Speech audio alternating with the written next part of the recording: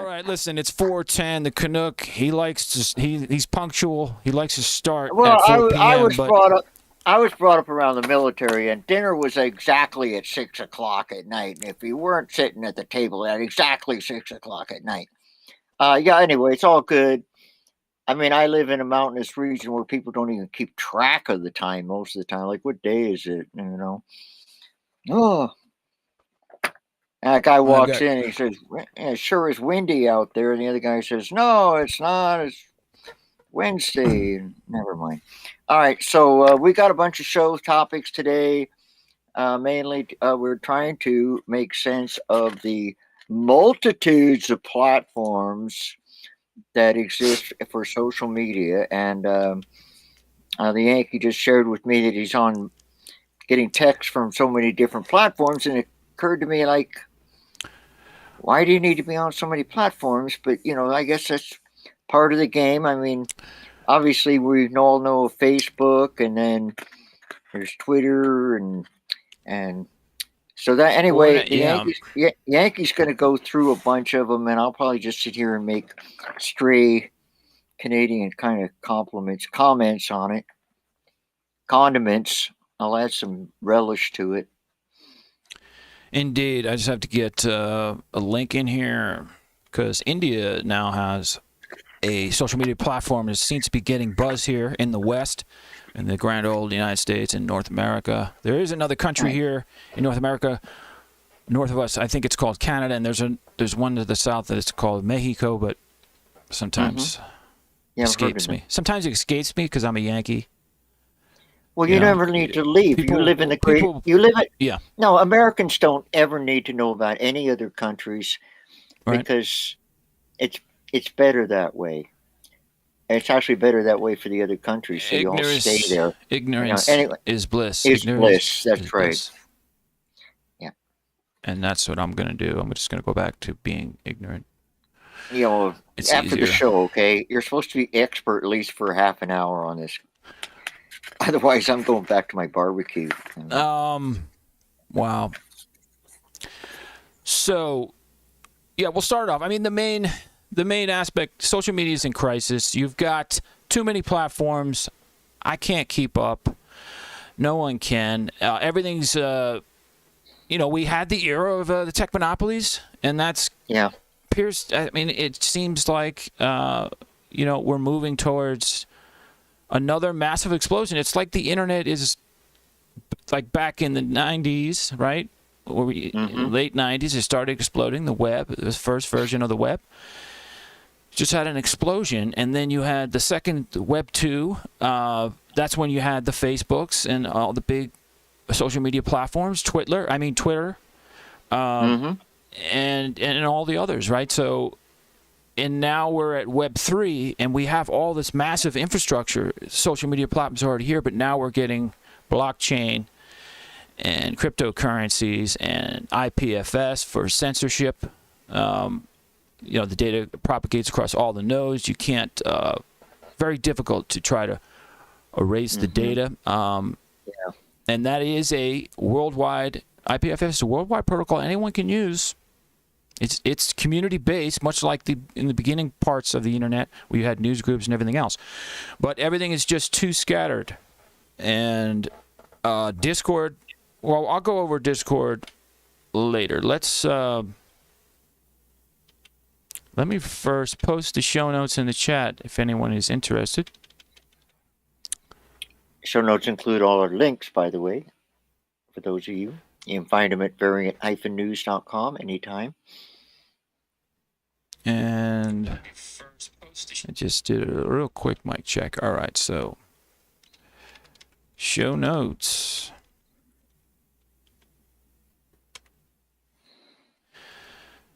So kick it off with China's microblogging giant Weibo faces delisting risks in U.S. And this is from TechCrunch. If you are into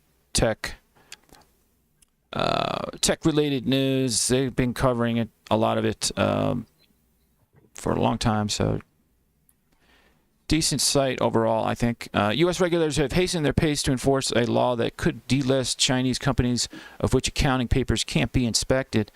The addition of Weibo, the Twitter equivalent of China, to a delisting watch list by the Securities and Exchange Commission could mean other Chinese internet giants like Alibaba and Baidu are not far from facing the same pressure. In 2022, the Trump administration passed a bill designed to tighten accounting standards on foreign companies. The law, which demands visibility into the books of U.S.-listed foreign firms, especially China-based ones, has not sat well with some countries that are wary of turning over data that could compromise their national security. China was one of the few countries not fully cooperating with the SEC's Public Company Accounting Oversight Board, which was created to audit foreign firms trading stocks in the U.S. So, yeah, all of we could see a pattern here in all of these the major social media platforms in China being delisted if they are listed here in the U.S. And I'm working on a separate post on the site that is going to list all these social media platforms across the world. It's a bit of a daunting task. If you're out there, you're interested in helping me, let me know. You can contact us at Variant-News, or obviously here in the chats on DLive or anywhere else. Moving on, I've got some notes here, and then maybe one more link. Let me refresh this puppy. There we go. CCP controls TikTok to data mine and social engineer propaganda. Western economies, Chinese citizens cannot use TikTok. So that's really interesting. So, you've got Facebook that does psychological tests on their massive user base, so billion to 2 billion, whatever it is. And TikTok's doing the same, but just in really Western markets, especially the U.S. I don't think people really need to wake up to this.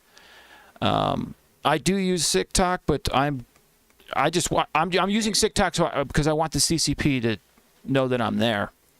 That's a really good idea, especially to listen to the next story. I actually tried. TikTok is also supposed to be updating to 10-minute videos because I wanted to put our classic, absolutely just historical, Bizarro News, the egg farmer and the hen, which we'll discuss later. I was trying to get that up, and I could only do 3-minute video. So I'm not sure. Maybe you can only do 10-minute live streams on TikTok. I'm figuring that out, but it's a nightmare. Moving on, Russ Graham, or is it? Yeah, I think it's going to be called Russ Graham. It's an absolutely horrible name. Yeah. If you know of a better name, so Russ Graham obviously is going to be Russia's version of Instagram. If you know of a better name that they could have used, let us know. But that's deeply disturbing. Because in reality, I think social media needs to turn away from stuff like Instagram. I think it's not one of the better social media platforms. And when Twitter first came out, I'd like to say it really was a great. It was good for data mining, just tracking things, tracking news. But now we've gotten obviously to the point where a certain political agenda, or you can't say certain things. It's very lopsided, and that leads to one of the other notes I have here, that Elon Musk got onto Twitter, and was basically saying, do we need a new Twitter? And then, of course, all of his followers are like, of course, Musk does that stuff just to get feedback and stir things up. And all his followers are like, buy it, buy it, buy it.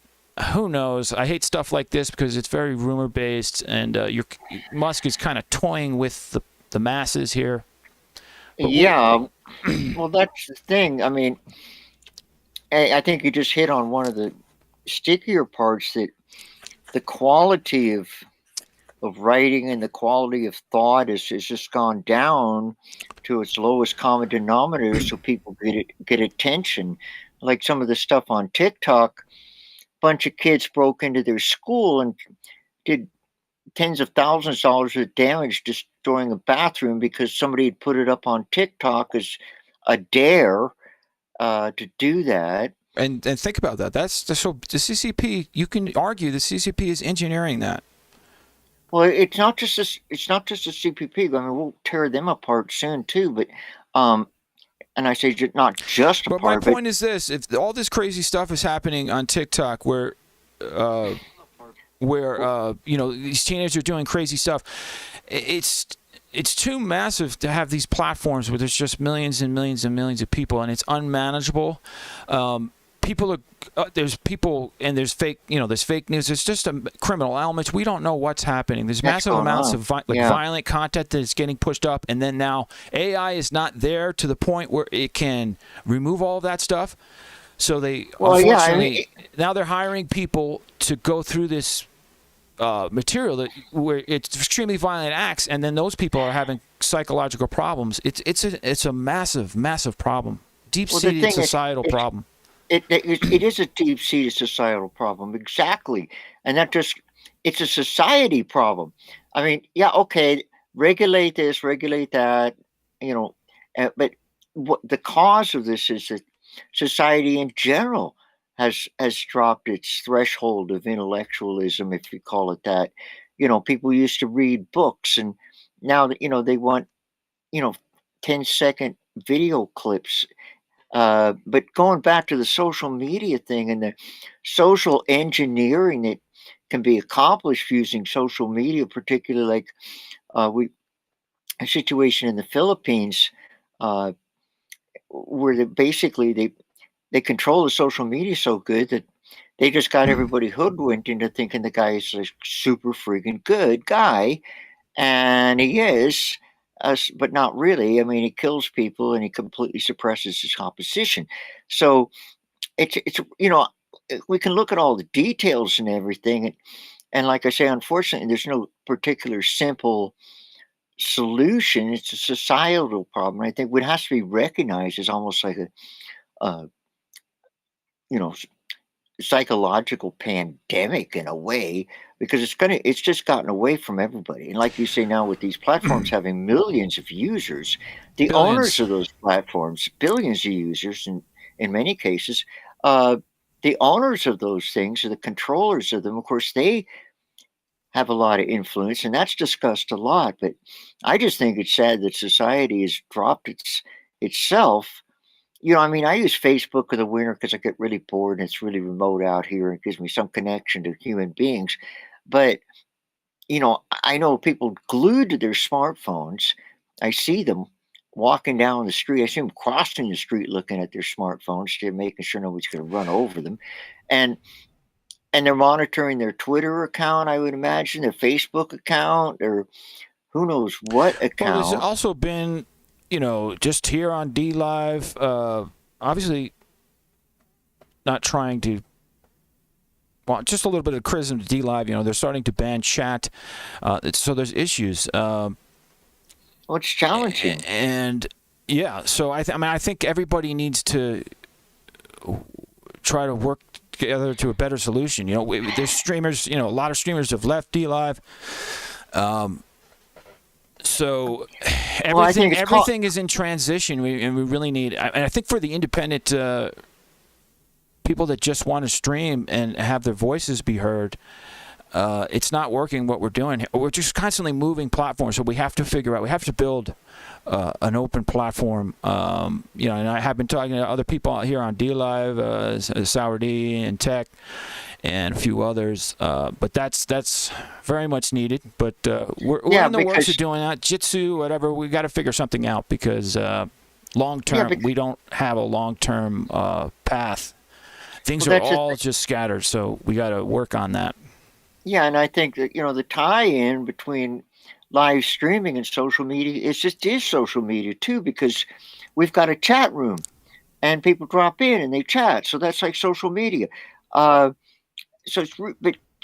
I think that the focus, at least maybe for today or this show, is on the big chat room based platforms like TikTok. They say they're banned in China, but aren't they owned by the Chinese, or they were started by the Chinese? Like, what's up with that, right? The ownership of these companies I mean, everybody, you've all heard of Mark Zuckerberg, right? I mean, what's your opinion of Mark? Did Mark phone you the other day, trying to get you to work for him again? Oh my God, I have recruiters contacting me quite often. Yeah. I think I'm actually going to engage them again. I have engaged with Why Facebook don't you go recruiters. work for him? You can go deep, go undercover, find out what's going on, and then quit before they shoot you or put you in the metaverse. All right, hear me out. If there's All anybody right. out there, I don't know. I might. I think I'm going to engage the recruiter because I just want to get some information.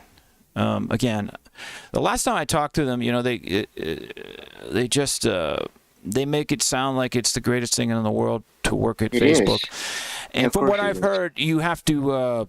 Well, not have to. I mean, it's a cult. You basically go there and Yeah. you're like on a campus, like you're in college, and Yeah. they feed you, whatever you want. Oh, All they kinds feed of you. things. You want a massage, whatever. They have like quiet rooms. A lot of startups do that stuff. So that's your Yeah. work constantly. You're basically. I mean, I've worked at many startups. I mean, they just expect that.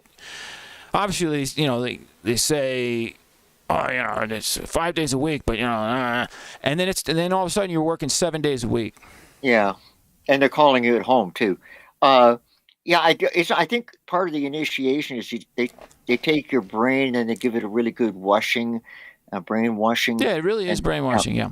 yeah, And now what you have in all of the big ones, Facebook, Google, whatever, it's activism. They expect you to be an activist. And now that has turned its ugly head on all of these big companies, Facebook, especially Google. I mean, it's firing back big time on them mm-hmm. because Right. Google now, they're working with IBM on Chinese censorship on their surveillance Right. network inside China with the CCP, and Mm-hmm. the people that work for Google, the programmers and everyone else, HR, whatever, they don't want that. They don't want Google working in the military, so it's backfired for them Yeah. massively. No doubt. So the whole system everywhere, the internet is just hemorrhaging. Mm-hmm. Trump social network is elitist. Mm-hmm. I mean, it came out. Dabu7 covered this. Definitely check Yeah. out Dabu7. It's been here, obviously, on D Live for a very long time. But he was Mm-hmm. going over this, made some good points. iPhone only. I mean, it's kind of ridiculous. I mean, I have everything under the sun because I'm a mobile developer or what have you, I'm a programmer. But Yeah. a lot of people don't have iPhones, and they really don't like iPhones. Yeah, I don't- and I I understand don't that. have an iPhone. But I can't even get on Trump's social thing, network, whatever the hell, Truth Social. You get put on a waiting list. It's ridiculous. But I would imagine that Trump, I think long term, in typical Trump fashion, he likes the aspect of an elitist launch of his app, iPhone only. I mean, some major deal was done with Tim Cook. Some Yeah. money was exchanged. Tim Cook made him pay. And I imagine Tim Cook likes that. He's like, I'm getting money out of Trump. Yeah, no doubt. But you'll see if Truth Social does gain traction on iPhone, which I don't know why it would. It seems like most of people on iPhones probably wouldn't be Trump supporters, but who knows? Well, yeah, It's got to go. We'll see long term where that goes, but moving on. What are you laughing at? No, just iPhone users, would they all vote Democrat or something? No. Right. I think there's a big chunk of iPhone users that are kind of like liberal that wouldn't vote for Trump. It's seen What that do you way. think? No, I think if you did a demographic, actually, the types of people that spring the extra money and go with the iPhone. There's definitely a basis. There's definitely a percentage of iPhone users that would be open to a Trump social media app. But like, I'm 100% Apple computer guy. I mean, I have nothing other than Apple, but I have an Android iPad or pad thing, ideally, and I have an Android phone, and I think that's just fine. But that's completely different than the operating system difference between Microsoft and Apple. But yeah, I would say and it's like Subaru drivers. Subaru drivers, I bet they generally vote Democrat too. Well, I drive a Subaru, and I'll vote for anybody if I vote. Well, you drive a Uh, Subaru. Well, that's yeah, interesting. yeah. Well, I'm not going to pass judgment on Subaru owners, Yeah, but I know. A lot of people like to rag on people that drive actually, Subaru. when I see a Subaru, I But just assume they're going to do something stupid drivingly. But that's just Subarus have really fast, like the Impreza, but now they have a new model. It's actually, I think, only rear-wheel drive or something. But oh. the cars are fast and they're great in the snow. That's what I like. I Yeah. go crazy in the snow doing donuts and shit. I don't Oh give a no, shit. no, they're great cars. I've driven one. My ex-wife has one. I've driven it a bunch, and I wrote a song. I'll give it to you really quick. Subaru people are the happiest people in the world. You know, Okay, you're like an Irish person. You just start breaking out in song or I something. get But paid to do yeah. that. I get paid to do that, but But it's today I'm doing it for free. 4:31. We'll wrap up just a couple more things. I think I just want to cover India's new coup platform, and then we'll move So, on. We'll move on. basically, I think what we're getting to is there's a lot of platforms. There's a lot of people using. There's a lot of people using multiple platforms. It's all owned by somebody that's probably at heart manipulative, whether it be a government or a business. And it's almost impossible to regulate because the people hard to regulate, but they're going to regulate anyway. And so the last one we have, the last new kid on the block is for India. India has a lot of people, like it's the second biggest population in the world, pushing 1 billion people or more.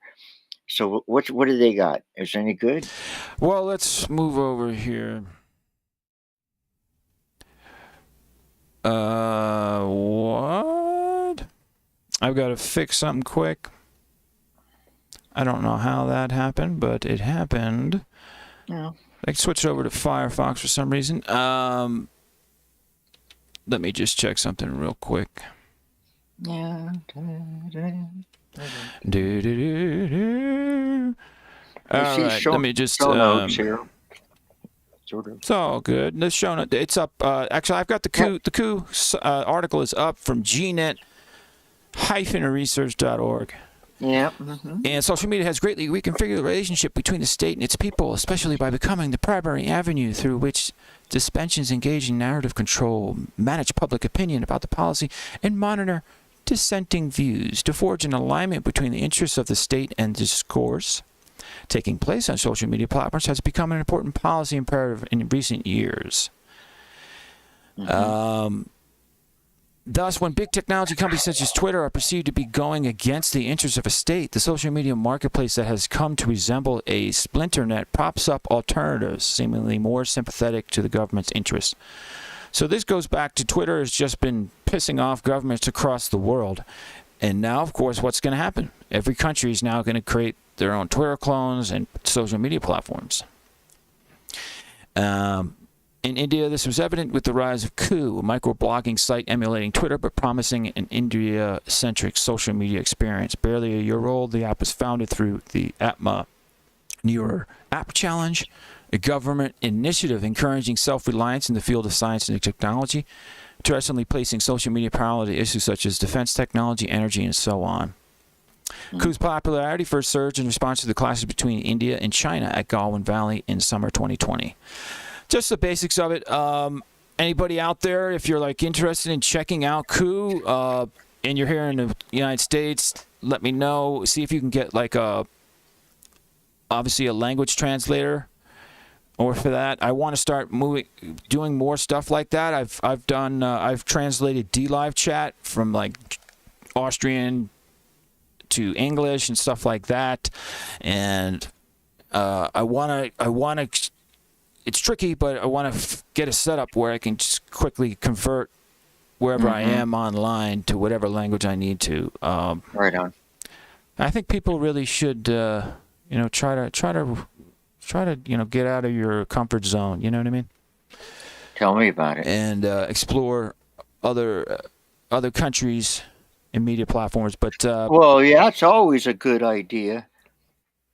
I mean, there's a lot of countries out there, and there's a lot of stories, a lot of different angles. Really hard to get information. I mean, you watch it Canadian news stations, and it's mostly about Canada, of course, and same with the States. And Al Jazeera is the only thing I can find easily that covers world things, like what's going on in Bahrain or someplace. Okay, well, do you want to move on to the ugly story of the week, the scary one, the be glad you're not Chinese story? Yeah, what do we have sequentially here? We can, just real quick, I want to do Saudi Arabia. Because I think this is important. This is actually a little bit old, and I'll see if...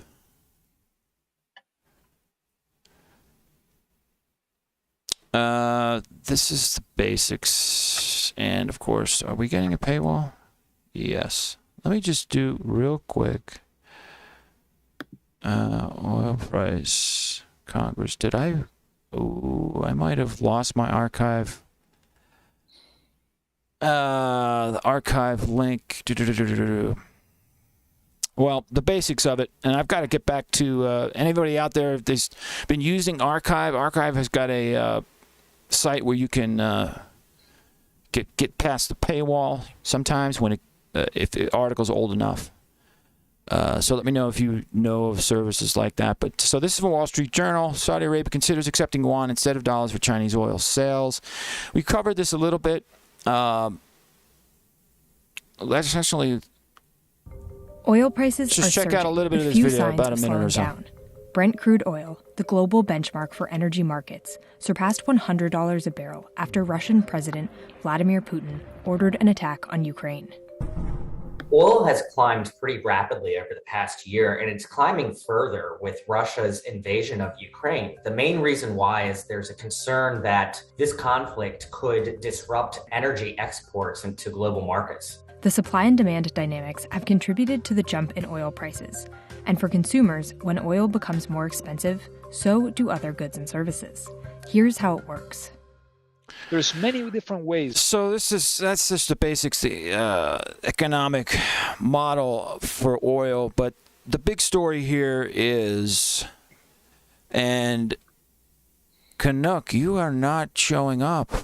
Yeah, well, I went away. Okay, I was very busy watching Why didn't you the tell video. me? No, I had to hook you up. Sorry, when we went to the media viewer. Now you're hooked up. All right, you're all good. Now you're all good. So I've always been all good.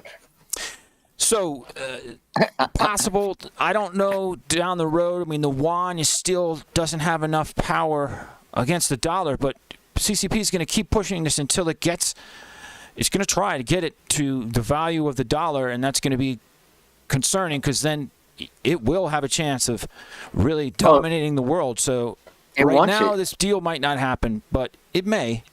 But it's very unlikely, but it may happen down the road, and they've got to be looking into it. Another big thing, and I should definitely put it in the show notes if I remember, but India is buying oil from Russia.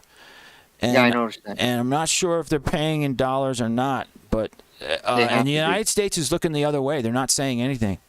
Well, so it's India's really, they're too big, I think, for the United States to, they don't want to bring it up.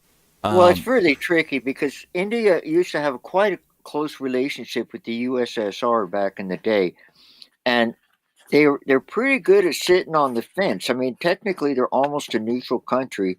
They're definitely not part of any military alliances. They're pretty much on their own. Right, but if they keep doing this, they're not going to get, I think, to where they need to be. Well, they know that. I mean, obviously, the thing about India, and I'm speaking from someone that spent considerable time there, it's in a constant state of crisis. So, that's probably what they're doing. They're buying Russian oil now, but I'm quite sure they're working on it. And we'll get back to this story, and it'll probably be part of our Silken Road special, which will probably happen in 3 or 4 weeks. And we're going to go in deep with the China Silk and Road Initiative, where they're basically pumping money into countries and more or less taking them over at the same time, economically at least. So are we ready to move on to the China thing, or you got? Yeah. No, just give me a second here. Yeah, we're ready. All right, I'll walk you through this. Hopefully. Yeah. Yeah, okay. The global news is what we want. China pressures activist Canada. If you want to start with the Canada thing, you can start with the American thing. I don't care. No. We'll just do whatever's up at the top. Yeah, I didn't look at the show notes, but global news. I mean, 7734158 China. I've got Putin wants the West to defeat the purpose of its own sanctions. No, that's not the one I wanted. Well, there's Chinese agents are hunting down dissidents in America. Yeah, do whatever you want. I'm just ready going to to go do over the this global real news. quick. I'm just going to do this real quick. Yeah. Putin Sorry wants about that, the West folks. to defeat the purpose of its own sanctions. Vladimir Putin insisting that 48 hostile nations, the U.S., the U.K., and the EU's members among them, pay for Russian gas in rubles. The ban is more than provocation. It's a strategy to force the West to dilute the effects of its own sanctions on Moscow. So, obviously, we covered this a little bit, but same thing. And yuan is even, the ruble is even more worthless compared to the dollar. So nobody's going to do this. But there's a possibility that Putin might start accepting Bitcoin. So that's just something to watch. Could be a huge development. I think there's a big chance that he may use Bitcoin, but who knows. Moving on, we've got Russia and China going after dissidents. I don't know which one you want to start with here, Canuck. Well, I didn't know about the Russia thing. I have a bunch on China, but go wherever you want. I'm ready with my Canadian stuff. Well, we can do the Russia. I think we have mainly, as far as links, it's mainly just China going after dissidents. That's what the theme was, I thought. But yeah, but there's obviously Russia also. Oh, Russia does that too, man. They go into foreign countries and they poison people and stuff like that. But the scale and the stealthness and the methodology that the Chinese are using upon citizens and former citizens, people that have relatives in China, is really deep, and it's affecting Canada directly a lot because we have a lot of Chinese here, and I imagine it's affecting Chinese Americans as well, and probably Chinese Britons.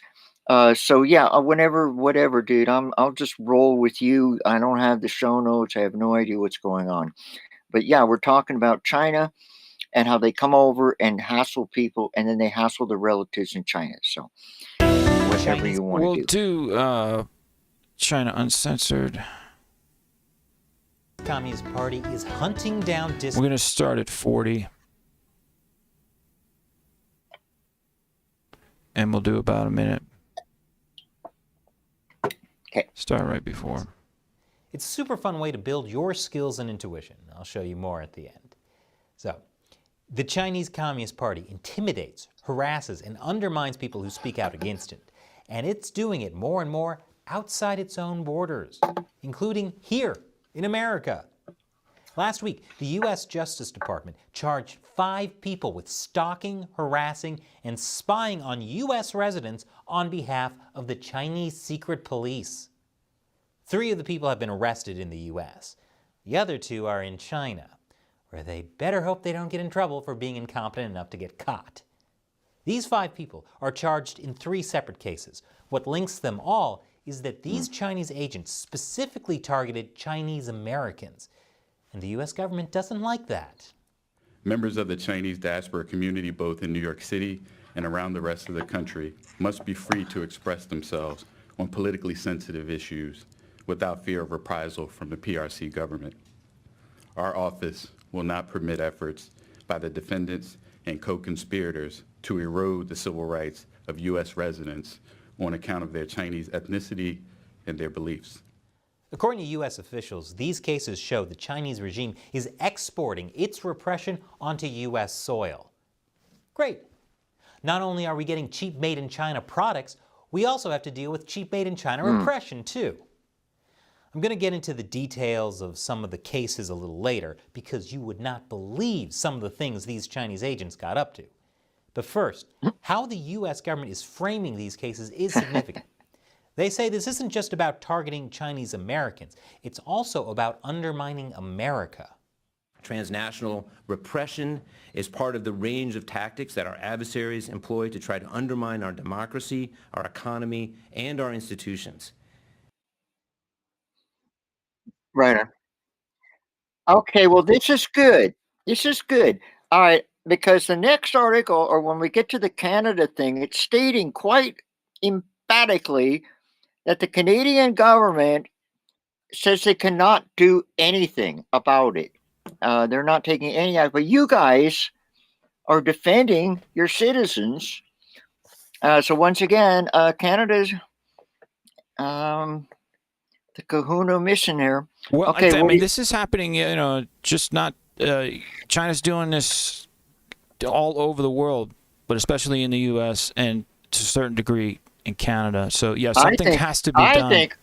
I think that per capita, it's way worse up here because the government's not taking any action to protect our people. It says that when I get around to the Canadian thing. But, yeah, okay, what do you want to do next? We're coming to get you. China's critics facing threats, retaliation for activism in Canada. So we have a global news. This one has the 4 videos. If it's the global news 77341581, yeah.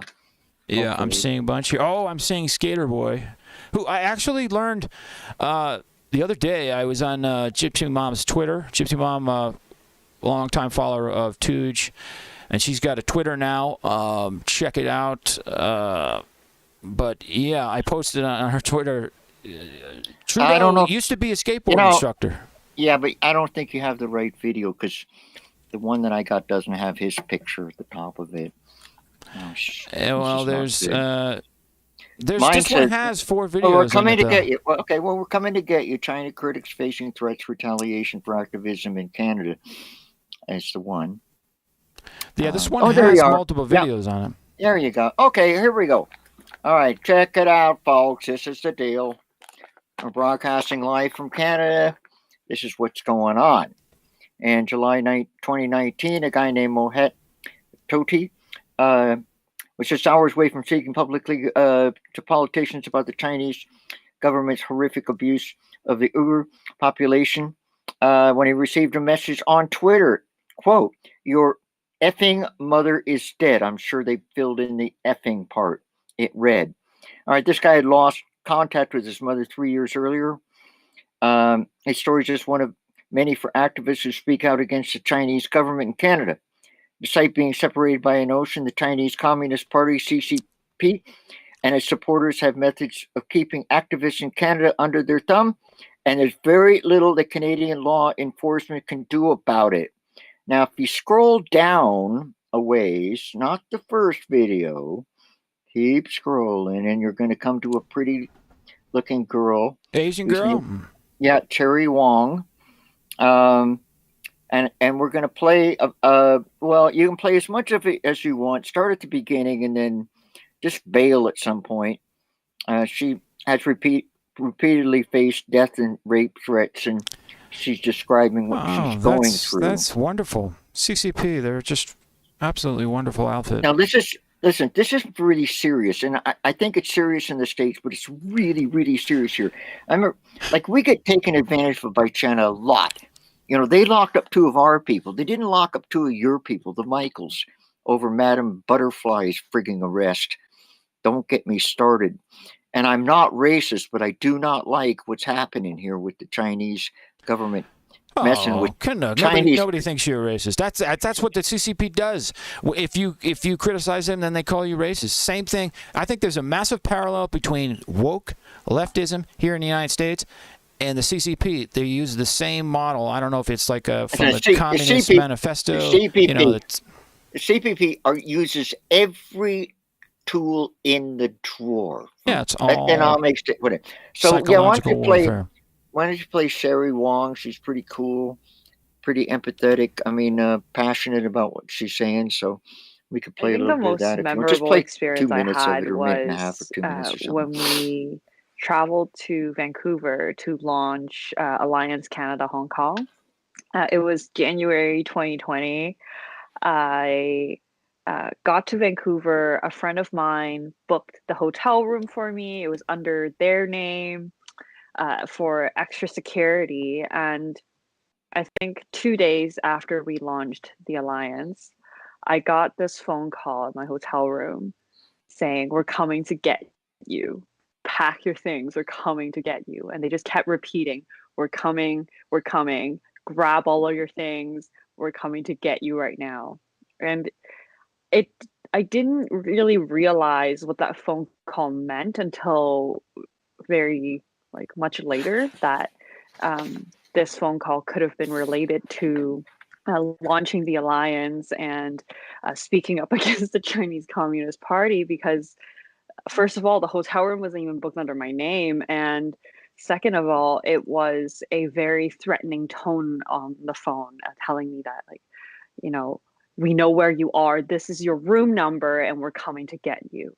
After that phone call, I hung up, I sat in my room and just started shaking and realizing that I could be in very real danger and not knowing what to do. I knew calling the police wouldn't really be an option because there wasn't really a real criminal threat. It was just someone saying, "I'm coming to get you." And that shook me to my core. And I did call the police. I did call the Vancouver police, but there were nothing that they could do for me aside from, well, we'll record the incident, but there's nothing we can do. I know for a lot of diasporic activists, you know, we have families in Hong Kong and China, and very often when we do a press interview or when we do anything public that goes against the Chinese government, our families back home will have this session called, we call drink tea with the police officers. They come and knock on your door and say, "We're coming in to talk to you about your family in blah, blah, blah country who said." Yeah, that's interesting. The drink tea. Yeah. I mean, that is tea in China, and it's strange how they make terms like that. It seems so. Yeah, the tea visit from government non-threatening. officials. Yeah, she said from government officials back home in China, they come and knock on your door and say, "We're coming in to talk to you about your family." As officials sit down and drink tea with relatives in China, they offer a chilling warning, according to Wong. "Your family in Canada seem to be very active nowadays. Maybe you should tell them to stop." Now, I mean, come on, kids. Like this is like we're a country, right? You know, I mean, like supposedly, like a separate country. They're not China, and these people are living here. You know, I mean. Well, I think obviously, especially more so in the United States, I mean, there's just so many people that are asleep. They're asleep at the wheel. Yeah. And some type of conflict. Obviously, no one wants the end of the world, World War III. There's nuclear weapons. You know, this could get insane. But we're already in a war with China, with Russia. Oh, we've been, yeah, and it's especially at least an economic subversive. war. Yeah, and if you scroll down this article, it does talk about. There's a video. I don't know if we got time to play it or not. But Well, here's Skater Boy. That's the only video I see. Trudeau urges international community for coordination. Here we go. We've got Tibetan activist describes the incentives driving support. Is this the one? yeah, the Tibetan. Do you want to do a little bit of this? Yeah, might as well. All right, let's just do the whole thing because I it's only a definitely minute and think 38. there is that existence. And Okay, this that'd is be great. This is a woman, not a man. Okay, it's a woman. Sorry. But a guy, you said guy, and nowadays I think people think guy means either male or female. Because there are no genders also. But that's another topic for... We're not going down a rabbit hole right now. No, we don't have time. Pressure, That's but going to along take a with couple it, of the Chinese weeks, government is also 2-week very show smart, without stopping. right? What they do is they 24/7, so. incentivize Yeah, a lot go of for these it. initiatives as well. So folks who do go out of their way to, pledge their allegiance to the Chinese state or show up and lead these counter protests, oftentimes, are financially well off. There are foolproof receipts that you can find with Chinese Students and Scholars Association and Confucius Institute sort of student leaders that are being, taken to Holt Renfrew to shop and, giving and have been given free stays at like 5-star hotels. And they have these like meets that they're organizing amongst themselves. And so there is that economically funded or sort of driven incentives that are being provided to these individuals. Hong Konger students would not even enter the office because when they entered the office, they were being taken pictures of. And so that means that their families back home would also be subjected to threats.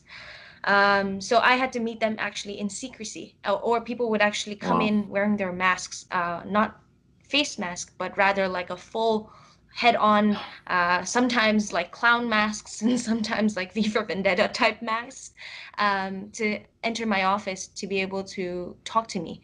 And so because of that, whether it was self-censorship or is the intimidation tactics, either way, it really came in the way of me being able to actually help them. Yeah.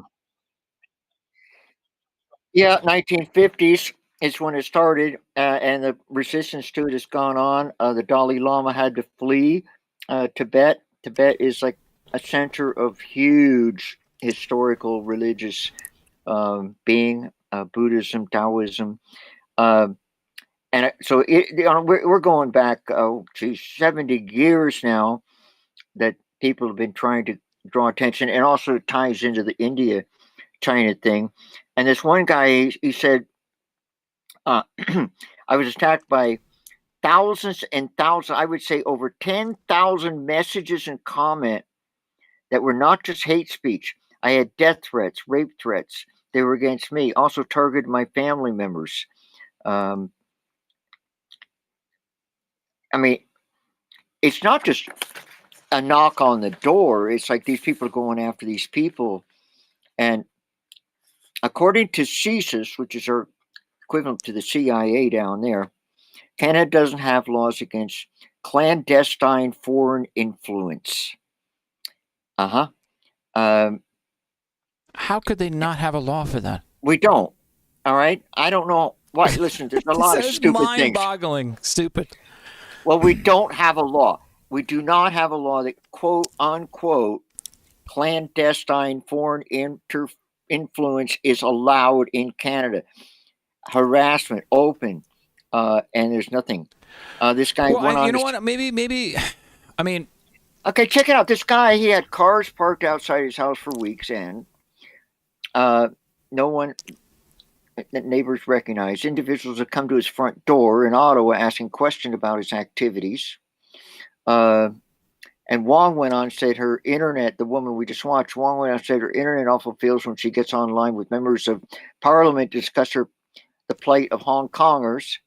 Chinese officials continue to visit family members back home in China for tea. They often do so after individuals like Wong speak to the media. She said, to this day, the Tibetan guy says he still doesn't know what happened to his mother. Because we started with that guy with his mother. Your mother is effing dead. This is disturbing stuff. And then we got another YouTube video, which I think is on subject. I imagine it is. I gotta increase the lights here. Hold on. Okay, Google, set smart strip to 80%. Sure. Setting smart strip brightness to 80%. Okay, Google, set den light to 80%. Okay. All right, so what are we doing? Well, there's a YouTube video, and I think it's on subject, but if you started at a minute, 55 seconds or something, and watch for a while. And then I only got one other thing, which is just text, so you don't Wait a need to worry about minute. So yeah, there's the YouTube video, and then there's the Globe and Mail.com. Yeah, but article harassment. Yeah, play the video. It's pretty good. You can start about 50 seconds in, though, because the guys they're just BSing until then, I think. You want me to start from the beginning? No, I'll start about 50 seconds if you can. And what do we want to do? About 2 minutes? 3? Yeah, I got to 3 minutes. I'll run to 3. All right, rock and roll. In jail, charged with destruction of an archaeological site. Arriving back home, she received a hero's welcome from Toronto Tibetans. She says that her activism against the Chinese Communist government really took off 2 years ago when she was elected president of the University of Toronto. Hold on a Scarborough second. I've got a. Student We're not Council. on media view. Yeah, my keyboard's. She received more I got than Bluetooth issues. Hold congratulatory on. messages. It's oh, not. Man, you better see the dentist. You know, when a tooth goes blue, it's dead. Yeah. Oh, man. I'm sorry to hear that. That's expensive. Indeed. All right, try it again from I'm the gonna top. do it from 48. Arriving back home, she received right, a hero's fine. welcome from Toronto Tibetans. She says that her activism against the Chinese Communist government really took off 2 years ago when she was elected president of the University of Toronto Scarborough Campus Student Council. She received more than congratulatory messages. Along with that came thousands and thousands of threats, death threats, rape threats against me, my family members, simply because of my Tibetan identity.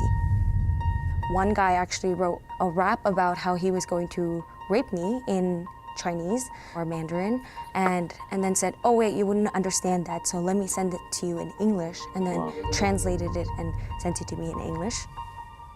One thing that gets me choked up, reading the message that said, your mom's dead. I'd have to check in with my mom to make sure that she was safe. Once I said on my Instagram story, oh, is this hate from China, as a joke when it first started, and someone messaged me and said, no, bitch, I'm here. Chemi Lamo identified the Chinese Students and Scholars Association at the University of Toronto as a source for her on-campus harassment. The organization is mainly composed of international students from mainland China under the leadership of the Chinese embassy. And so it was pretty obvious that I was being followed and watched and surveilled on campus, whether it was students or other people. Where do you think these messages were coming from? I think these messages were coming definitely from the Chinese embassy. There was another incident involving the Chinese Students and Scholars Association at McMaster University in Hamilton, when Uyghur Canadian Rukia Turdesh showed up to speak about the oppression of her people in China. She was abused and disrupted by pro-Beijing students who were apparently directed by the Chinese embassy. The CSSA was banned from further activity at McMaster. The Chinese Student Scholars Associations are reporting to the embassy what's going on campus. Charles Burton was a Canadian diplomat in China and then a university professor in Canada. And if a Chinese student, spoke out of turn or seemed to be affiliating with other student groups that support human rights or the rights of ethnic minorities in China, like Tibetans and Uyghurs, this could be potentially career destroying, would likely lead to some degree of intimidation of their families back in China, and in general, it keeps the students in line. China's intimidation of Chinese Canadians occasionally spills out into the streets. Free Hong Kong! Free China! In August of 2019, Canadians in support of Hong Kong democracy announced they would protest in several cities across the country on the same day. They encountered well-organized and well-funded counter-protests by pro-Beijing crowds.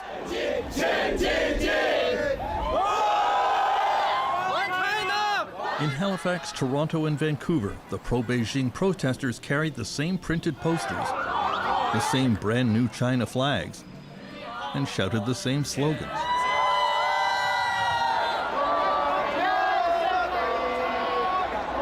The pro-democracy demonstrators tried to sing the Canadian national anthem, but were shouted down by the pro-Beijing group singing the Chinese anthem. So what is going on? I know. Canuck. Thank you for Dude. providing all this, because I covered all the the U.S. side of it, and then I was like, hey, Canuck, dig something up in Canada, and you dug something up, all right. Yeah, well, there's a lot to dig. And did you notice the counter protesters? Same signs, same flags, same slogans, obviously embedded, and you can be sure that those counter protesters are keeping an eye on their fellow students that are calling out China on their malfeasance and reporting them. So it's like the neighborhood watch type thing, like the Soviets used to have every block had somebody looking out their window, usually some old woman or something, and watching. Yeah, but it's everybody. getting to the point where they're singing China's national anthem. It's getting to the point where it's basically saying China has taken Canada. That's what the CCP is. It's not just going after distance and everything else. It's about full control of Canada.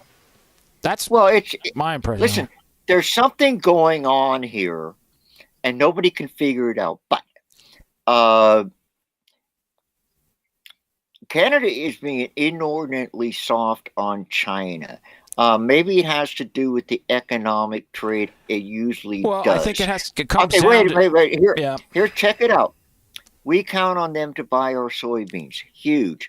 We are counting on them to buy our natural gas, which we're spending tens and tens of billions of dollars to develop and get piped through unceded Indian territory so we can have an LNG plant on the north coast of British Columbia to ship it where? To China. Okay, so, and I think this is the problem. We've touched on this quite a bit, particularly to do with China. Now, America is a pretty heavy-duty economic power. I mean, we're like, I think, 1/50 the size of American economy. But that's no excuse. And what I find, the takeaway I've gotten on my research, I was aware of the malfeasance. I didn't realize it was quite to that extent. However, the one that gets me is the quote that Canada doesn't have any laws against quote unquote clandestine foreign influence. And that's from CSIS, which is our CIA.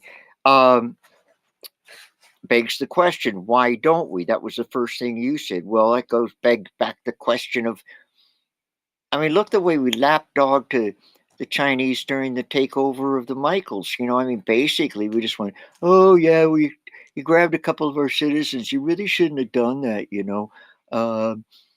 I mean, we didn't, no trade sanctions that I know of, no, not getting up every single day and browbeating them over it. They basically would mention it. Well, the two Michaels. Well, I'd say, see, the states made us take Madame Butterfly into custody, and she's under house arrest in a $16 million mansion in Vancouver, and our guys are over in an unheated room with the lights on 24/7 for over 2 years.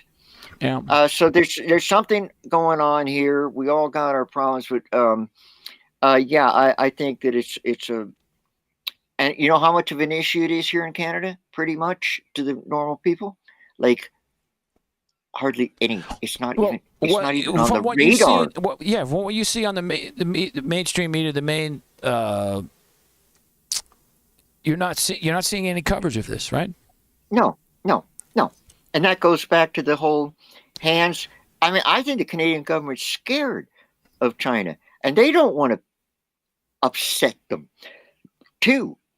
So it's like, and I like the fact that it's so under the radar. It's going to come to the point where they can't keep going. China's going to keep taking more and more advantage of us. Yeah, it's about resources. It's all this whole century is all going to be about resources, everything. Yeah, China's buying up farmland in the United States. Why? Why do we allow this? Why do we allow them to buy farmland? I mean, here we've got mines, like big friggin' mines here in Canada, owned by Chinese. They own all kinds of stuff. They wanted to take. We stopped them from doing the 5G thing into here from the Madame Butterfly's company, but that was only because the States was really pressuring us to do that. So, anyway, congratulations to the United States. They win this one. The United States also won the First Nations, the Indigenous People Rights thing award. So don't kid yourself. Canada has one of the best PR outfits in the world. We're seen as this environmentally friendly country. Our footprint is huge. per capita, we're worse in carbon emissions in the United States. Okay, what else? We're tearing apart our old growth forests. It's a myth, people. It's a myth, okay?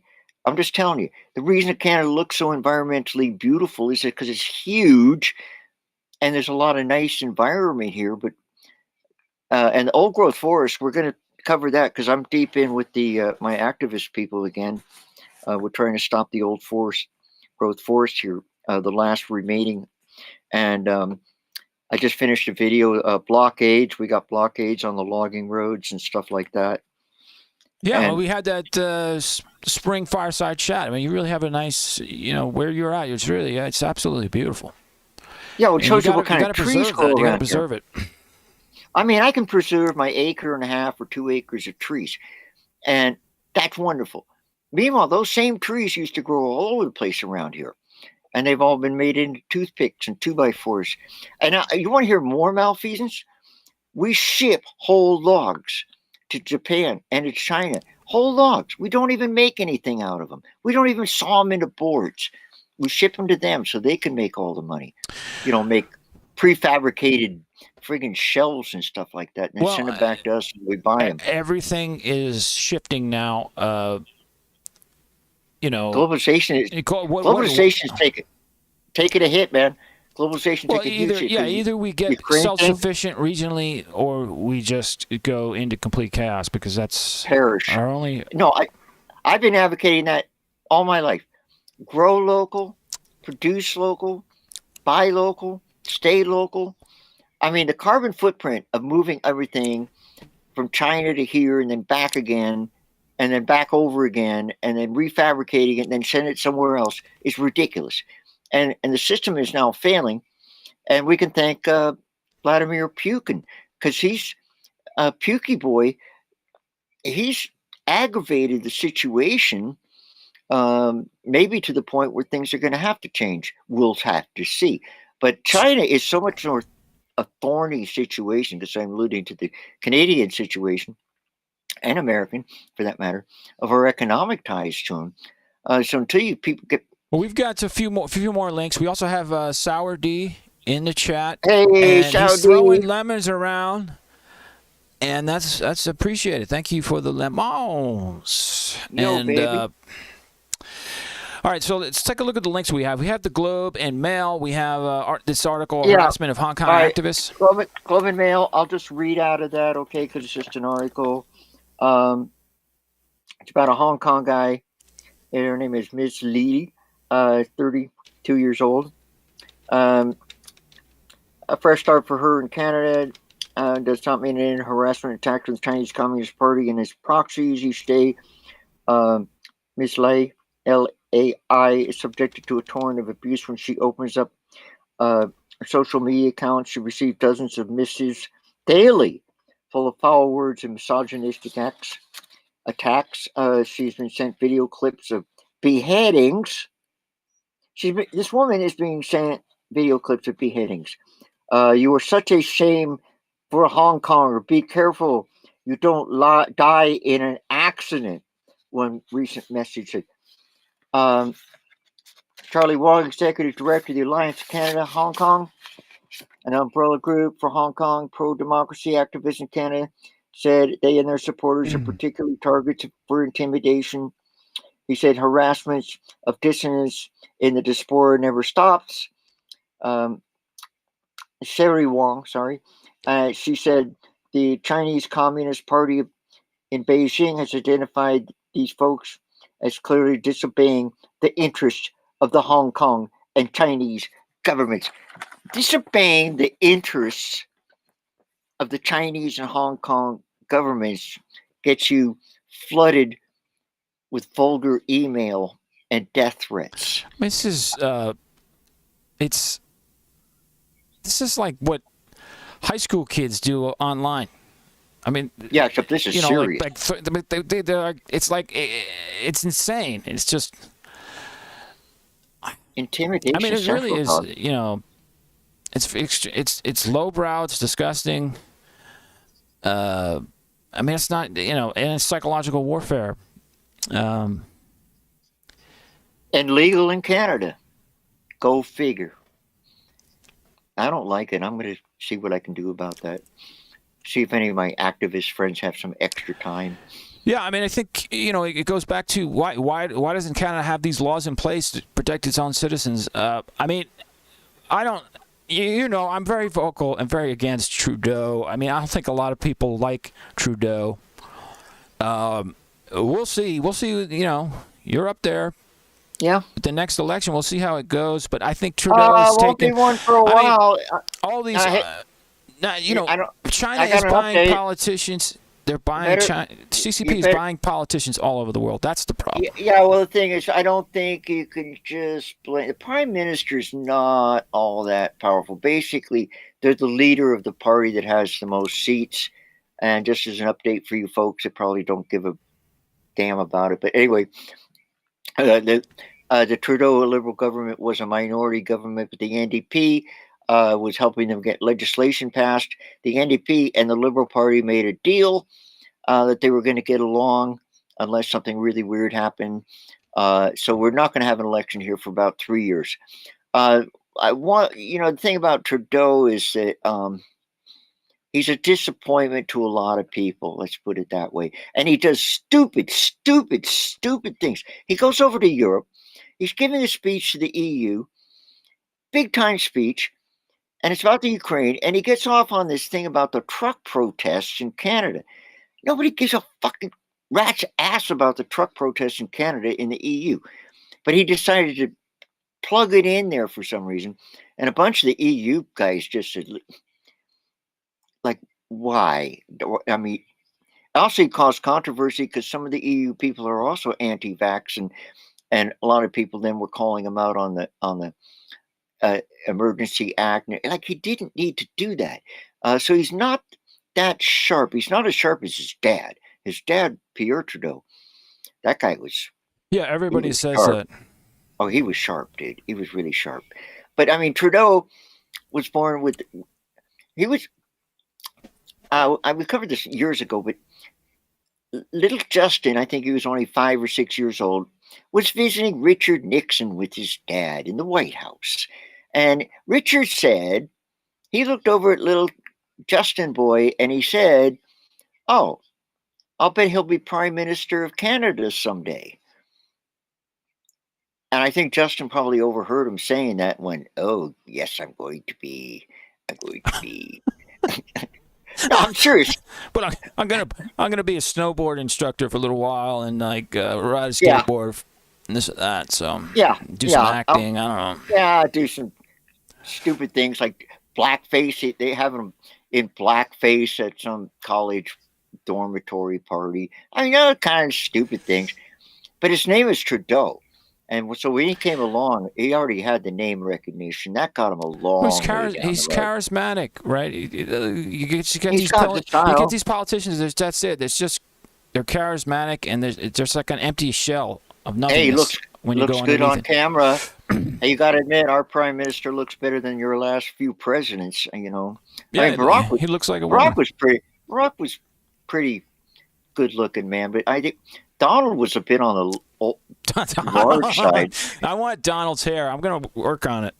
I'm gonna do it like a Donald Trump look. Donald Trump weighs about 3 times what I weigh, which is maybe twice as much he could get away with. I don't know about the hair.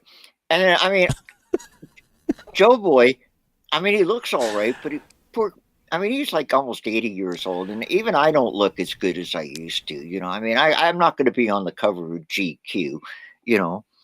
Okay, well, that's all I got on. But I'm serious, people. This one's got my goat, so to speak. The Chinese interference, because these are my fellow citizens. All right, because I'm a Canadian, and well, I am now. I mean, I used to be American. I'm still a bit of an American. Don't worry, but. No, this is not good, and the fact that we have no laws against it. So kudos to the states for at least standing up to their people there. I guess you want to move on to Bizarro. You got some more dirt on this China thing. Yeah, I just wanted to mention real quick. At Sour D in the chat, he's started using Gilded So I got that downloaded. So Guild is basically like Discord, different version. You know, they're trying to steal Discord's thunder. And as we reported, I think Discord's it's probably going to the user base is going to be reduced significantly. And I just keep getting spammed by crypto scammers, and I'm gonna be running it in its own VM. I'm gonna test moving forward because I have serious concerns about security, and I think everybody out there should be taking a look at that if you're using Discord. But that just goes back to social media. It's just now we got to move to another platform, and I'm going to be looking to other Discord protocols. There's an open source one called Matrix that I'm checking out. But that'll be for a future stream. We also have China's aggression backfires big time. This is a China unscripted video, and we have a Russian soldier drives tank over commander in protest of Ukraine invasion. This is not good. The second, whenever the tank you want to do thing. the Russian one?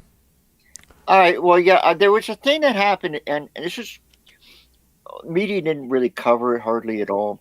It was too icky, but I know people that were in Vietnam and that served in Vietnam, and sometimes the guys would get so pissed off at the incompetence or whatever their second lieutenant or whoever the platoon leader was, and I think the term was fracking, and they'd shoot them. Right? They just shoot them. And so when I ran across this article, and it shows very bad morale when your soldiers are killing your officers. And it has been covered by mainstream media, some about the Russian soldiers' somewhat inordinate dissatisfaction with being in Ukraine in the first place. Well, I think the Russian army, look what happened in World War II. I mean, they were extremely brutal. I mean, it's just an extremely brutal military. I mean, Stalin, a lot of the soldiers didn't want to fight, and I don't blame. It's absolutely insane. Russia lost more soldiers and citizens in World War II than any other country. It was absolutely insane. The numbers were off the charts. So soldiers wanted to desert, and they would get shot. And you're kind of seeing that here. Things have stayed the same with the Russian army. Extremely brutal. Extremely brutal. I would imagine. I wouldn't want to be in it. So this is from the dailyrecord.co.uk. Video released by a Russian source shows Colonel Yuri Mendevev being taken to a Belarus hospital for urgent treatment following the alleged incident. It is alleged, by the way. But yeah, this is. I mean, obviously, it's extremely difficult to verify all this stuff coming out of Ukraine because it's a massive propaganda war between the West and the East. Russia, China, and also stories like this, U.S., Europe, what have you, Canada. Stories like this are difficult for us because mainstream media a lot of times does not cover these things, so we have trouble getting verification. But anyway, we're going to stand by it for now. If you find out it's false, let us know, okay? Yeah, so moving on. Let's move to the cybersecurity stuff and the Lapsus group with their elite-like name. And this is from Gizmodo. And I'm going to actually switch to Media Viewer because we were not in it. 6 tech giants that have been breached by a nefarious new hacker gang. Lapsus, a new cybercriminal gang with serious chutzpah, has been pillaging the tech sector. Biggest names for this digital secrets. I've got to update this because I heard that they found the guy and it was mainly one guy, but I will update the show notes on it. Additional details, and I think we're going to be covering this, at least this concept, obviously again and again. But a new hacker gang has been stealing code from some of the world's biggest tech companies and dumping it all over the internet. The culprit is Lapsus, a criminal outfit whose trademark is taking on the biggest, shiniest target it can find, breaching it, and then slyly bragging about the conquest. Check out the slideshow. Get rid of this advertisement. So Microsoft has been affected. NVIDIA, this one is absolutely big. I covered this a little bit. We got about a terabyte of data. Supposedly, it did leak out on the dark web. I saw some YouTubers, crypto miners discussing it. Just pretty big leak. We're talking about intellectual property that NVIDIA spent billions and billions of dollars investing in. To tell you the truth, I'd like to see this happen to Apple, so that for the Hackintosh community, so that we could build ARM-based Hackintoshes. But you didn't hear that from me due to legal reasons. That didn't actually come from me. Ubisoft, another massive video game maker. Samsung, this one's big. I want to dig into this a little bit more and see if I can find anything good. But obviously, the biggest mobile phone.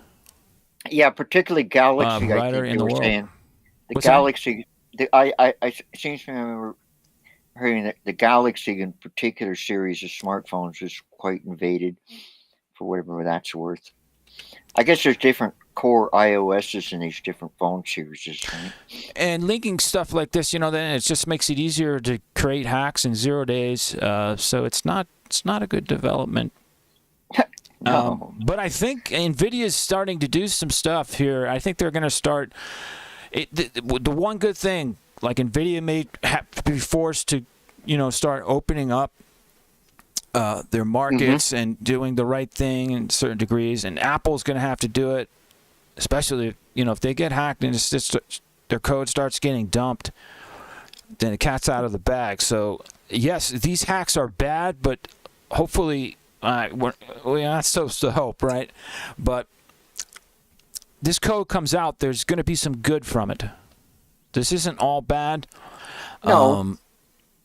These are large corporations that are continuing, especially like Apple, perfect example. Their hardware keeps getting more and more expensive. Now they have subscriptions to their hardware.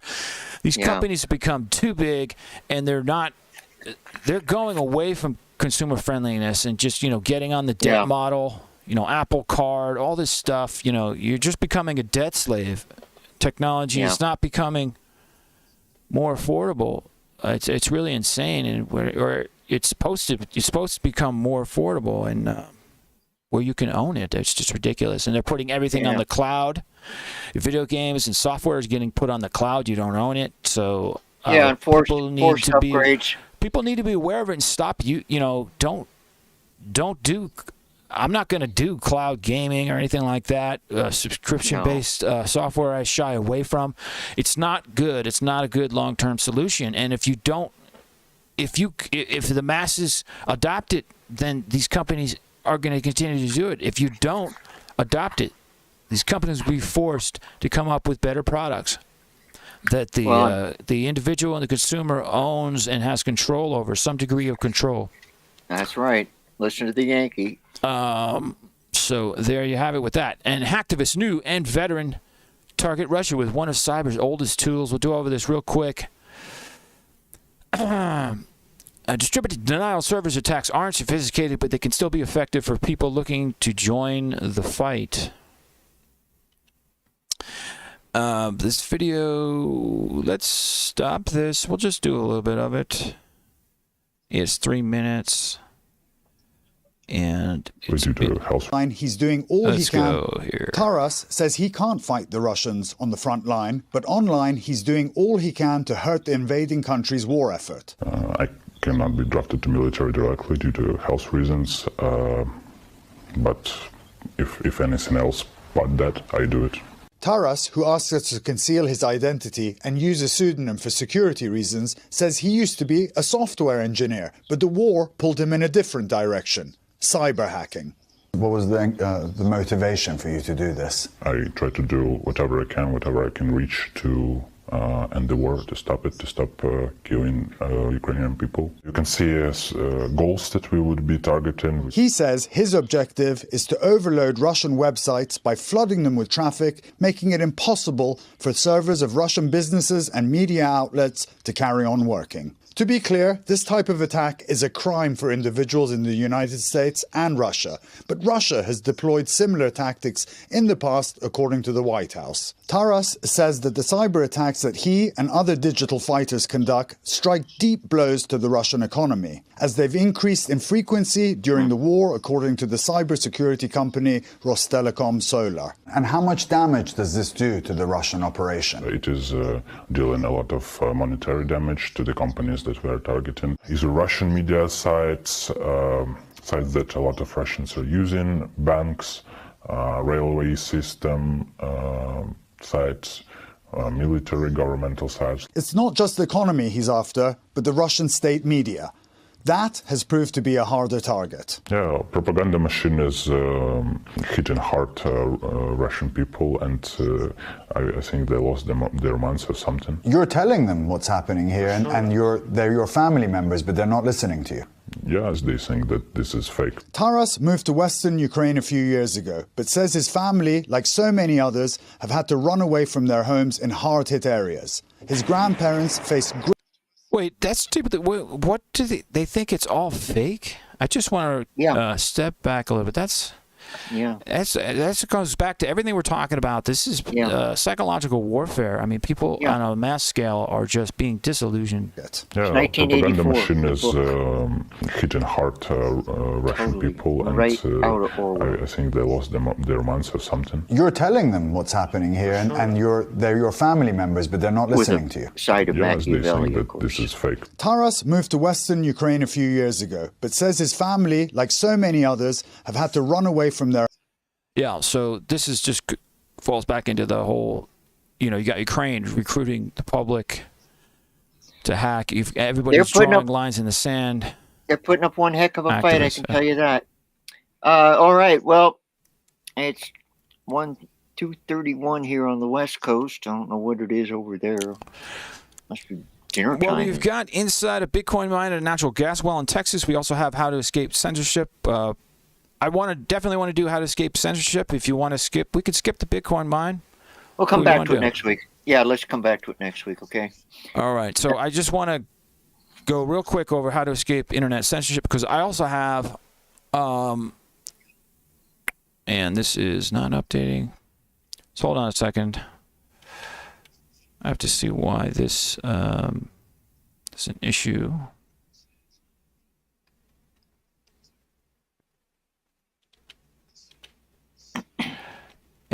Web cache issue. There we go.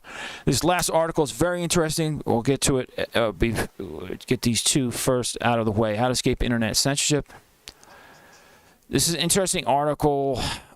Really, we're getting to the point where definitely people in Canada and the U.S. can look into doing stuff like this, but it just has the basics of it. I think people need to start. Obviously, proxies are not recommended. Stay away from HTTP proxies. Those are very basic, unless it's SSL encrypted. This one here, shadow stocks, I want to check out. Let's just do something real quick here. A fast tunnel proxy that helps you bypass firewalls. Anybody out there, have you checked this out? Have you used shadow stocks? I'm going to look into it. It's all open source. You can hack it, do whatever you want. But it's basically, just like another form of a VPN to a certain degree. It's not doesn't have all the network functionality of a VPN, a full-featured VPN, but it's really good for just traversing the internet securely on another IP address. There's obviously virtual private networks, which are definitely going to be going through a transition, and there's SH tunnels, which I'm going to cover in that last article. Now, just want to go back to Deeper Connect. I'm going to be picking up one of these puppies. Anybody out there that wants to join me in the journey, let me know. Even if you need a little bit of money, I might be able to help you out. If you'd be willing to help me test it, because I really need to. I could learn a lot more with two people than just, two brains are better than one. So that's right. There's that. This thing basically creates a mesh distributed VPN system. Each one of these devices is a client server VPN. You can connect to anybody, and you also can mine crypto, which down the road you'll need to keep your VPN service free.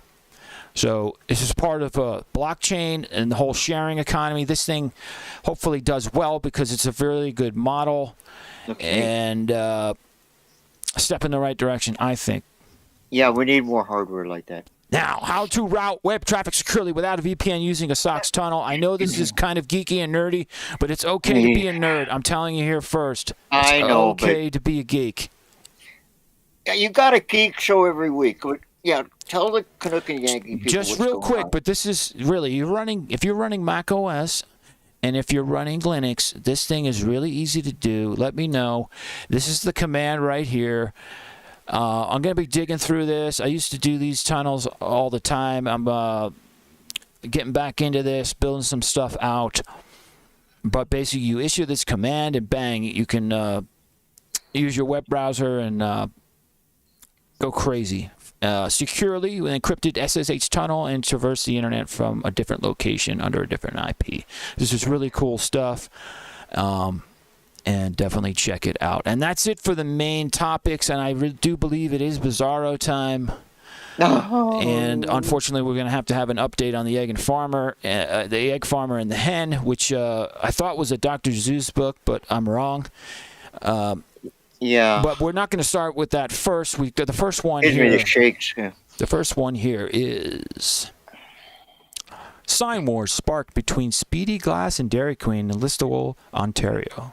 And our quest for Dairy Queen stories, I came up with this, but it's cute. It's Canadian, and they're just kind of swapping signs back and forth between these businesses and poking fun at each other a little bit. And it's kind of a good, warm and fuzzy Canadian. How long is this? Probably short, right? I hope so. It's absolutely huge. I don't know why they didn't do the dimensions right in this webpage, but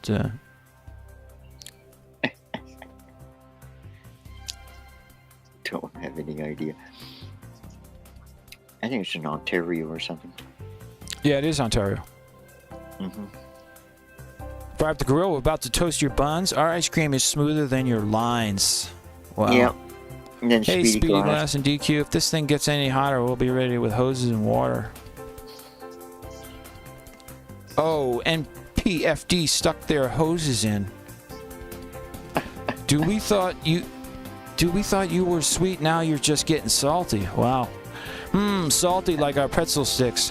Hey, CTV, do you think this will go global? Some have schnitzel, others have ice cream, but a ride in our truck is everyone's dream. Speedy Auto Glass, the war is on. Let's battle. That's Canadian. I can't That's our read idea that of a. one. That's No our cracks in our glass. Boo. Fires hot. Speedy has glass. Take her to Vex to get some schnitzel. And that's it, I think. Yeah. Yeah. Yeah, like I say, Finally, as Canadian, that's the level of aggression that we have in a lot of And Canada. we're back in Ontario again. Ontario police chased 3 adorable piglets around Highway 17 for 45 minutes this morning. Yeah, that's a police incident here in Canada. Yeah, our police have to deal with these things, and piglets, cops chasing piglets. Listen to this article. I don't know if so they have no video, but there's No, the I little don't- piglets. No, there's no video. They're but there's probably a little picture. hard to see, but you can see them there, the little piglets. Yeah. Are they in the back of the police car, the poor Yeah. little things? Yeah. You don't they're imprison napping. little piglets in the back of They're a police napping. car. They're napping. They were worn out from being Highway chased. 17 looked like a scene from Babe, Pig in the City. This morning, as the police officers tried desperately to round up 3 stray piglets that were running around just half a kilometer east of Schreiber. Schreiber, Ontario Provincial Police said in our city they were called to the area after receiving an odd report about pigs on the road. When police arrived, they found 4 small piglets. However, a spokesperson for OPP said one of the piglets was badly hurt, and an officer on the scene ended its suffering. Oh, that's too bad. I hope they at least make. Can you make bacon out of little piglets? Probably don't get as much, but I like bacon. Everybody likes bacon. The officers managed to herd the 3 other piglets off the highway at a truck pull-off. However, the little piglets were exactly eager to cooperate. And according to a tweet from OPP Northwest Region, officers had to chase the group down for 45 minutes. So That's there you go. Yeah. Maybe next time we'll have video for a piglet bizarro, but nonetheless, Yeah, we'll well. move on. And I don't have a link for it because I don't want to bring up any imagery from this next story, but we do have updates on the egg farmer and the hen. Yeah, this goes into, for those of you devoted listeners and followers of the Variant News show, Canuck and Yankee, I found this story about a week and a half ago. We made calls to the hospital. The Yankee called the ASPCA, except they aren't the ASPCA. So what's the update? I wasn't there for that call. What happened? Well, I just want to preface the basic graphical imagery for you here of the story. That's the story is that a chicken was found up a drunk guy, naked guy, egg farmer from Shelbyville, Indiana. Supposedly, the police found him, and the chicken was alive up in his rectal cavity. Now, okay, so what did they said? They said it was false, right? Or what? What did the guy say, or the good woman say at the animal shelter? So at the animal shelter, and unfortunately, I had my mic was muted moment, so I don't have the recording. Otherwise, I would have played it. But I basically said, from Variant News, and there's a report of an egg farmer and a hen, and there was an issue, and that the ASPCA had taken the hen in, and the guy basically said he saw the story on Facebook and that it's fake news. He believes that it's fake news, and I'm going to look into calling him back again just because. Yeah, we'll see if I can. We've got to look. I got to discuss it with the Canuck and see if we could if we're able to dig up more information. But that's basically what he said, and that I had done a Google reverse image on the image that they used, and that it appeared. They said the person was Christopher Adams, which appears to be male, and it was actually a woman that I found the image of, and so it just looked like they just obviously took an image off Google Images or whatever and just placed it in there. And it goes deeper on a psychological level. Who is doing this? You're seeing stories like this all over. Now, as diligent journalists following a very strange story, we're now moving into, if it's fake, which we're sort of assuming that it is, who wrote that? Who came up with that? And why? So this is going to be a new specialty of ours. We're going to try to find out who is behind any story that we deem as fake. Who faked it? There's some interesting writing. We're going to try to find out what the person was smoking when they made up that story. And also, we did find it on 2 different news sources. New Jersey paper. No, there was multiple. I would say at least 4 or 5, but I think that's the next stage. How many news network, platforms pick this up, and why? Why are they doing stuff like this? It's obviously that this story it's extremely absurd, and it's also kind of extremely disgusting. Why are these news organizations just easily propagating all this? I mean, I wouldn't want my kids reading the daily newspaper in New Jersey. I mean, you get the daily newspaper, you're in northern New Jersey, and the kids go, "Daddy, what is with the chicken up this man's, what is a rectal cavity?" That's how it would start. "Daddy, what's a rectal cavity?" Uh-oh. All right. And so there's definitely a psychological angle there to all of that. Yeah, so we're obligated to stay on top of this story for you and go in deep. We're going to be like the chicken. We're going in deep and try to find out the source, the credibility, the media that's covered it. We take no responsibility for this story, one way or the other, but we're doing our due diligence to investigate it for you because that's what we do. And moving on, how to get kids to stop eating their boogers. I don't know why this is an article on Lifehacker. But it is. Nip this habit in the nostril before it gets out of control. We'll preface that. I was back in first grade. I do remember a friend of mine in my neighborhood that used to eat his own boogers in class. Don't we all? In class, he used to do it. In class. Well, that's, should wait till you're. And I was like, that's a little disturbing, but also, why are you doing it in class? Can't you just find a private moment for that? I know. But the kids are kids. There's nothing, you got to teach them. So, but why do kids eat boogers? I don't even know if I can. You know what? We're just going to move on to the next order before we get into more graphic descriptions this is of not that. Good. We've got malfeasance on the farm. We got booger eating. Oh man, it's a strange world that we live in, but and so it's going to get even stranger with brain implant. Oh, that's just what brain I really implant. And my Bluetooth is acting up. Brain implant enables completely locked-in man to communicate again. A pair of brain microchips could one day allow those in pseudocomas to communicate whatever they want. A new breakthrough suggests. That's kind of cool. And at first, a 34-year-old patient who lacked even the most subtle of muscle twitches had used the technology to share a few precious words with his family using little more than a intent to move his eyes. So this is actually a really nice story. Obviously, I know people that are, technophobic, they don't like to see, brain implants, but unfortunately, I believe that we are moving more towards becoming machine-like. And I'm doing my best to try to adapt, and hopefully one day I could become a machine. Well, there's a difference between a very specific medical use of somebody that really just needs some help and something like in the Matrix or something where they stick the thing in the guy, or whatever, But yeah, with any technology, it can be used or abused. So is that enough media abuse for this week, or we got something else? We have one more, I think. Yes, we do. We have YouTube. I'm not sure what this is.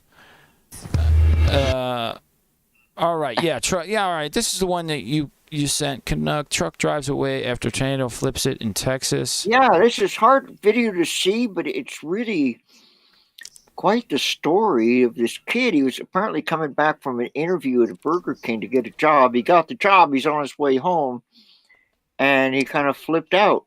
Now a tornado flipped him out. All right, well, let's hit it. Some crazy video from Texas Monday when a tornado tore through the city of Elgin. Watch as a truck is flipped by a twister. Look at that. But then it's blown right side up. And yeah, there's a guy in that truck. The person in that truck just drives away. No way. Yeah. I mean, what are you going to do? I'd be trying to get out. So that cannot be, that's not, obviously not, that's got to be an F1, man. Yeah. I mean, if that was an F3 and above, a truck would be in the air and circulating within the vortex. Out of there as well. No, that's crazy, no man. word on any injuries there, I mean, but a good illustration of why emergency crews tell you to stay in your vehicle if you're caught in the path of a tornado. But is that not crazy? What did you do? Thing I've ever seen. It's a good thing it was caught on video because nobody believed the guy. And the next thing I knew, I was back on the ground again. Yeah, but look at that. I mean, blown. But I got the job.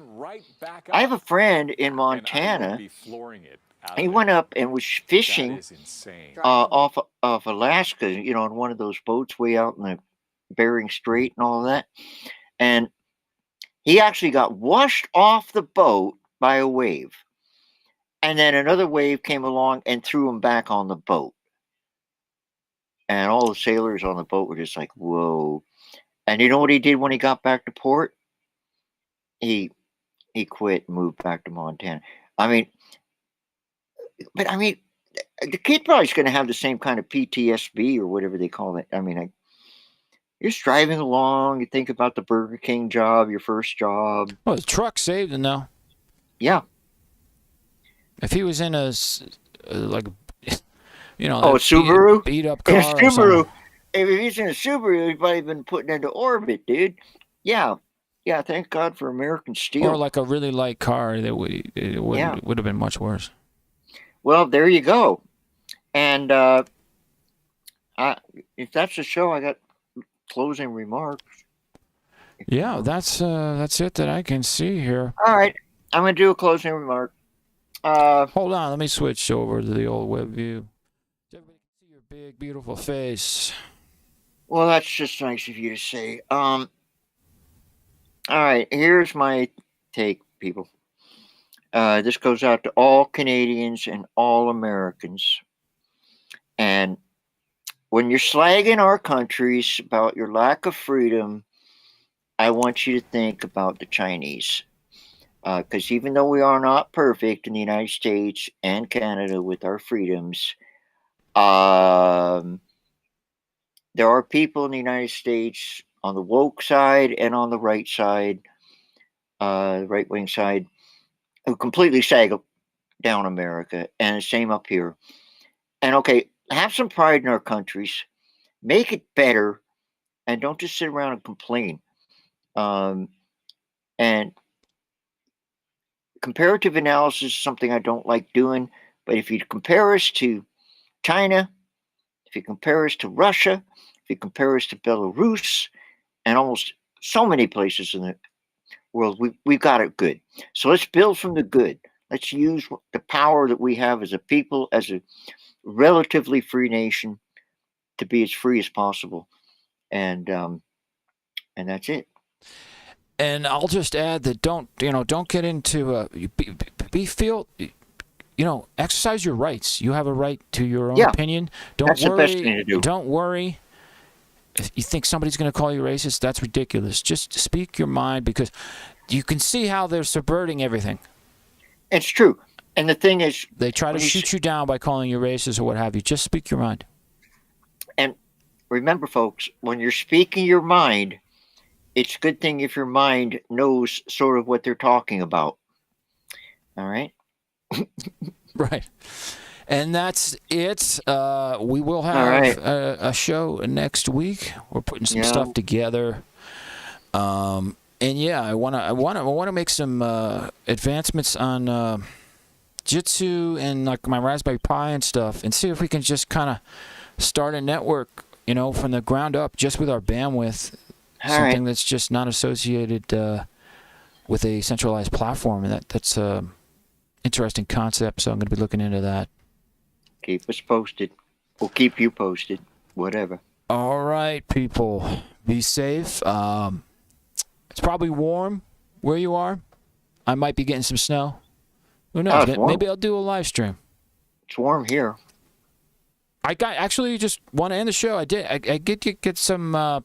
Check out my DLive replays and on Twitch. It's on Twitter and all that. But I caught some intense rain and lightning strikes on 684 on the highway. Right. Really intense. I mean, check that out. So I had, I think Crazy Tacos caught some of it. Nice. All right, everybody. Take care. And we'll see you on the other side of things. Yep. Be good.